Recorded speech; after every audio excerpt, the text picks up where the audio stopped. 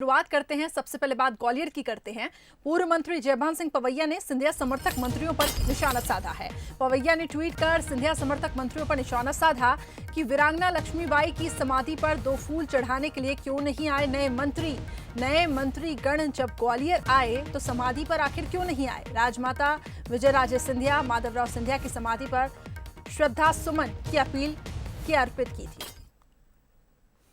तो ग्वालियर से ये खबर, जहां पूर्व मंत्री जयभान सिंह पवैया ने सिंधिया समर्थक मंत्रियों पर निशाना साधा है। और ये देखिए, ये ट्वीट भी सामने आया। वीरांगना लक्ष्मीबाई की समाधि पर 2 फूल चढ़ाने के लिए आखिर नए मंत्री क्यों नहीं आए, तो ये सवाल उन्होंने किए हैं कि मध्य प्रदेश के नए मंत्रीगण जब ग्वालियर आए तो वीरांगना लक्ष्मीबाई की समाधि पर फूल चढ़ाने के लिए आखिर क्यों नहीं आए। तो राजमाता विजयराजे सिंधिया माधवराव सिंधिया की समाधि पर श्रद्धा सुमन अर्पित की थी। नए मंत्रीगण जब ग्वालियर आए तो समाधि पर क्यों नहीं आए, ये सवाल उन्होंने खड़ा किया है।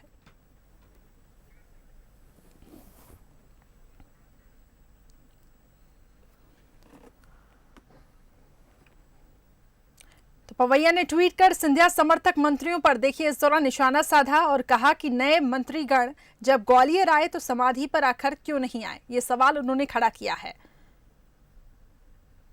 इसके साथ ही उन्होंने लिखा है कि याद रखें कि ये प्रजातंत्र और मंत्री परिषद। चलिए, तो ये ट्वीट कर उन्होंने निशाना साधा है। बंसल न्यूज है, शरद द्विवेदी जी हमारे साथ फोन लाइन पे जुड़ चुके हैं। शरद जी, हम ट्वीट देख रहे हैं पूर्व मंत्री जयभान सिंह पवैया का। सिंधिया समर्थक मंत्रियों पर निशाना साधते हुए सवाल किया कि आखिर जब वो ग्वालियर आए तो वीरांगना लक्ष्मीबाई की समाधि पर फूल चढ़ाने के लिए क्यों नहीं आए।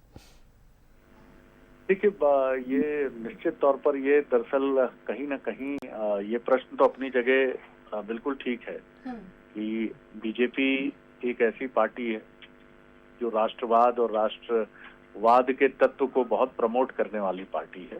और यही वजह है कि बीजेपी से जुड़ा कोई भी जनप्रतिनिधि, कोई भी कार्यकर्ता, राष्ट्रवादी नायक, चाहे वो शिवाजी हों, चाहे लक्ष्मीबाई हों, और चाहे और तमाम जिन्होंने फ्रीडम स्ट्रगल के लिए काम किया, जिन्होंने अपनी जान की आहुति देकर देश के लिए एक मिसाल कायम की, ऐसे नायकों को प्रणाम करते हैं। लेकिन इसके पीछे की वो कहीं ना कहीं खटास भी हमें नजर आती है जो कहीं ना कहीं पनप रही है उन नेताओं के बीच में जिनकी टेरिटरी में कांग्रेस से आए अब बीजेपी के हो गए नेता आते हैं। क्योंकि ये विषय सिर्फ यहीं समाप्त नहीं होता। हम देख रहे हैं कि मध्य प्रदेश के अलग अलग रीजन में और ग्वालियर चंबल में ये विषय बड़ा इसलिए है कि वहां पर 16 सीटों के चुनाव हैं। लेकिन जयभान सिंह पवैया जी ने लंबे समय बाद एक इस तरह की टिप्पणी की है और एक साफ तौर पर निशाना भी मैं कहूंगा कि आप आए थे तो आप लक्ष्मीबाई की समाधि पर क्यों नहीं आए। एक बड़ा सवाल है, एक बड़ा प्रश्न है, क्योंकि जो ग्वालियर और महल को समझते हैं वो इस बड़े प्रश्न को भी समझते हैं। और जयभान सिंह पवैया हर साल वीरांगना लक्ष्मीबाई की शहादत के दिवस पर और उनके जन्मदिन पर कुछ न कुछ आयोजन बड़ा करते रहे हैं और ये उनकी परंपरा का हिस्सा रहा है। लेकिन इस बार उन्होंने एहतियात बरतते हुए इस बार वो आयोजन उन्होंने बहुत संक्षिप्तीकरण उसका किया और बड़े पैमाने पर जैसा वो करते थे वो नहीं किया उन्होंने। लेकिन ये अंदर की खटास और द्वंद्व को तो जरूर दिखाता है। जी बिल्कुल, बहुत बहुत शुक्रिया शरद जी हमारे साथ जुड़ने के लिए। तो पूर्व मंत्री जयभान सिंह पवैया ने सिंधिया समर्थक मंत्रियों पर निशाना साधा और देखिए ट्वीट किया है और कहा है कि जब वो ग्वालियर आए थे तो वीरांगना लक्ष्मीबाई की समाधि पर 2 फूल चढ़ाने के लिए आखिर क्यों नहीं आए। अजीत भदौरिया जी हमारे साथ कांग्रेस की तरफ से जुड़ चुके हैं इस खबर पर। अजीत जी, जिस तरीके से हम ट्वीट देख रहे हैं पूर्व मंत्री जयभान सिंह पवैया का, उन्होंने हम ये कहें कि एक सवाल खड़ा किया है कि सिंधिया समर्थक मंत्रियों को, या ये कहें कि अब वो बीजेपी में शामिल हो गए हैं नए मंत्री, कि जब वो ग्वालियर आए तो वो वीरांगना लक्ष्मीबाई की समाधि पर 2 फूल चढ़ाने के लिए आखिर क्यों नहीं आए। बिल्कुल ठीक बात है, जायज प्रश्न किया है जयभान सिंह पवैया जी ने। जब वो अपने आप को भारतीय जनता पार्टी के सदस्य कहते हैं तो अब भारतीय जनता पार्टी की रीति में चलना बचना पड़ेगा। भारतीय जनता पार्टी के बैनर तले आपने सदस्यता ली है शपथ ले ली बिना विधायक बने, आपके नेताओं ने समर्पण कर दिया भारतीय जनता पार्टी के सामने। तो अब तो रानी लक्ष्मीबाई क्या, जहाँ भारतीय जनता पार्टी कहेगी वहां जाना पड़ेगा आपको।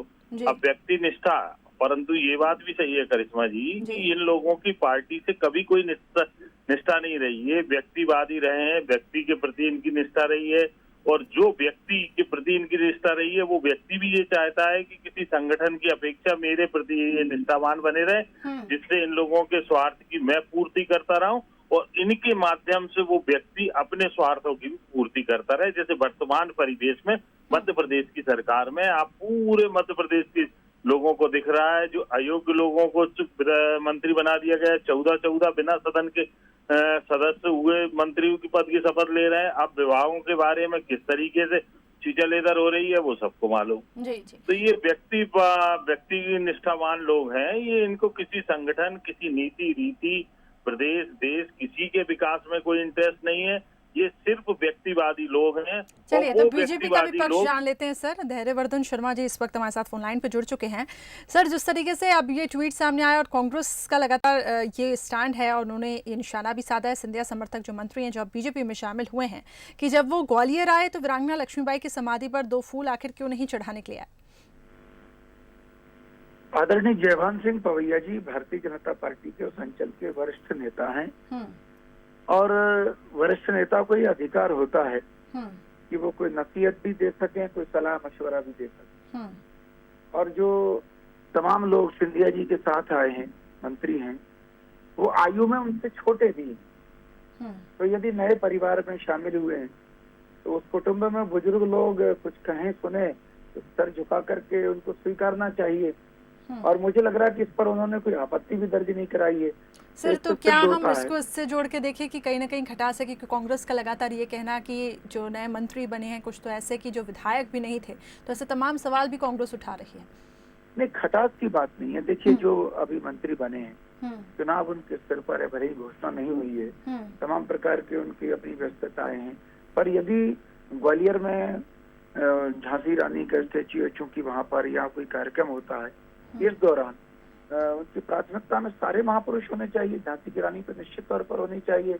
और इसमें तो न सिंधिया जी को आपत्ति होगी न किसी को आपत्ति होगी, क्योंकि सारे के सारे लोग सब देश के उन महान लोगों के प्रति कृतज्ञता का भाव मन में रखते ही हैं। पर पवैया जी सीनियर नेता हैं, वो कुछ कह सकते हैं और इस पर मैं इससे ज्यादा बहुत टिप्पणी करने की स्थिति में नहीं हूँ, क्योंकि वो वरिष्ठ हैं, तो सोचकर बोला होगा उन्होंने और समझाइश परिवार में एक दूसरे को देते रहते। जी, भदौरिया जी देख लीजिए, सही कह रहे हैं बीजेपी प्रवक्ता कि जब वो दूसरों की समाधियों पर जा सकते हैं तो महारानी लक्ष्मीबाई का तो बहुत बड़ा इतिहास है।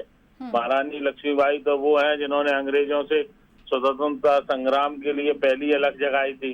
किन कारणों से, किन वजहों से वो अलग सफल नहीं हो पाई, ये पूरे देश को मालूम है, पूरे प्रदेश को मालूम।